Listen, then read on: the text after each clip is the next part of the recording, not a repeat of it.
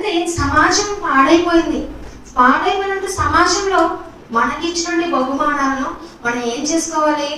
జాగ్రత్తగా మనం కాపాడుకోవాలి. మనకి ఇచ్చిన బహుమానాలను జాగ్రత్తగా కాపాడుకోవాలంటే మొదటిగా ఎవరు మరి ఆ బాధ్యతను తీసుకోవాలంటే తల్లిదండ్రులు ఉన్నటువంటి మనమే. మన పిల్లలకి మనమే మార్గదర్శకులు. మన పిల్లలను మన బాధ్యత కలిగి పెంచాలి. సమాజంలో వెళ్ళినప్పుడు ఇలా ఉండాలి, ఇంటికి వచ్చినప్పుడు ఇలా ఉండాలి, సమాజంలో మరి స్కూల్కి వెళ్తున్నప్పుడు జాగ్రత్త కలిగి ఉండాలి.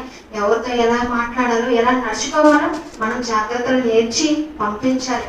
అలా పంపించినప్పుడు ఇదిగో దేవుని పిల్లలుగా సమాజంలో మీరు నిజంగా క్రైస్తవులండి, మీరు నిజంగా దేవుని పిల్లలండి, మీరు వస్త్రధారణ చాలా చక్కగా ఉంది, మీరు మాటలు చాలా చక్కగా ఉన్నాయి, మీరు నడుస్తున్న నడక చాలా మంచిగా ఉంది అని మనం పేరు తెచ్చుకునే వారిగా ఉండాలే తప్ప దేవునికి అపకీర్తి తెచ్చే వారిగా